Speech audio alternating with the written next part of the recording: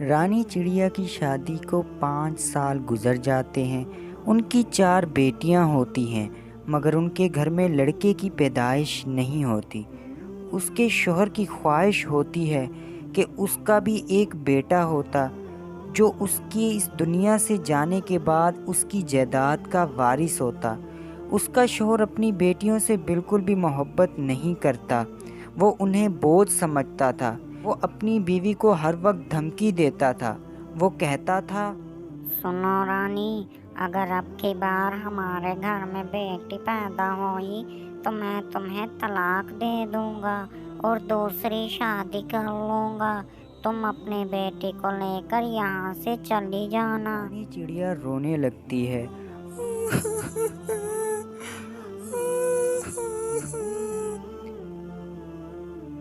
وہ کہتی ہے، آپ میرے ساتھ ایسا نہ کریں، بیٹیاں تو اللہ کی رحمت ہوتی ہے، وہ والدین پر بوجھ نہیں ہوتی۔ رانی چڑیا کا شوہر کہتا ہے، میرے سامنے زبان مت چلاؤ، نکل جاؤ میرے 2 سامنے دن سے۔ بعد رانی چڑیا کے گھر میں ایک اور بیٹی پیدا ہوتی ہے۔ رانی چڑیا کا شوہر خوش ہو کر گھر آتا ہے۔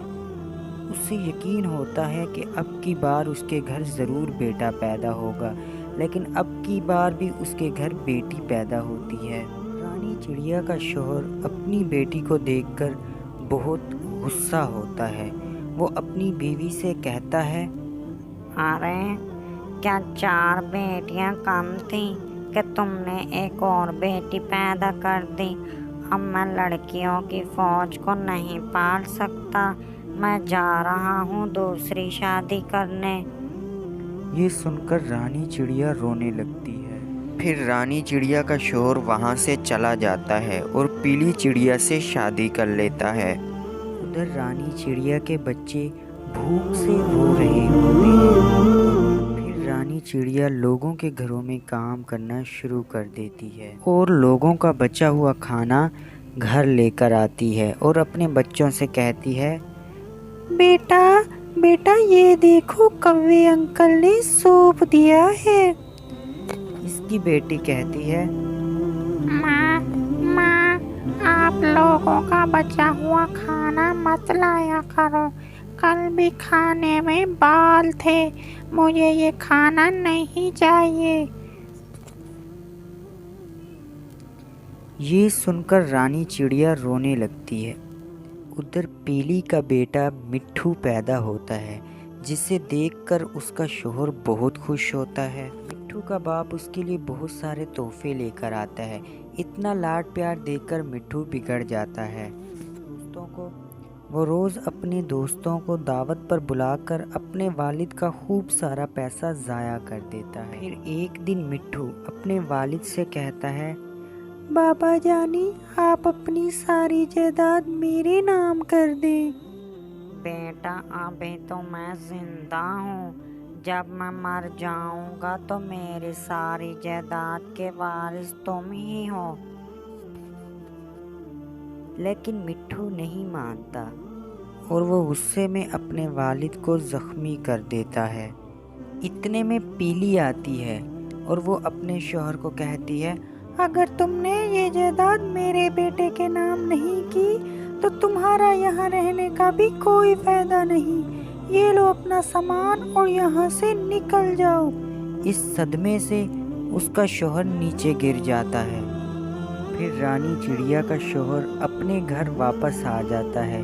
اس کی بیٹیاں اپنے والد کو دیکھ کر بہت خوش ہوتی ہیں۔ کوئی کھانا بناتی ہے تو کوئی سوپ گرم کر کے دیتی ہے۔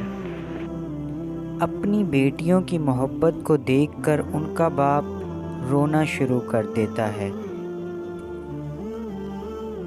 اور رانی چڑیا سے کہتا ہے، مجھے معاف کر دو، میں نے تم پر اور اپنی بیٹیوں پر بہت ظلم کیا ہے، مجھے اپنی بیٹیوں کو بوجھ نہیں سمجھنا چاہیے تھا۔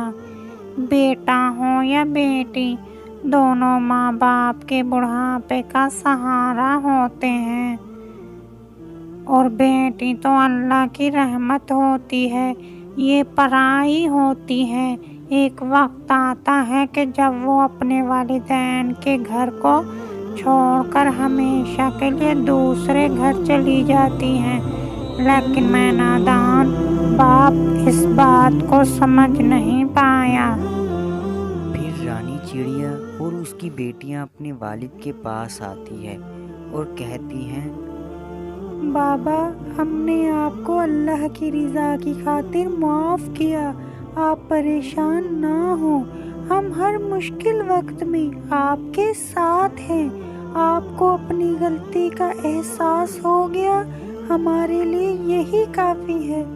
फिर वो सब हंसी खुशी रहने लगते हैं। कहानी का इखलाकी सबक, बेटी हो या बेटा, दोनों वालिदैन के लिए बुढ़ापे का सहारा बनते हैं, बशर्त ये कि आप अपने बच्चों की तरबियत दीन के मुताबिक करें।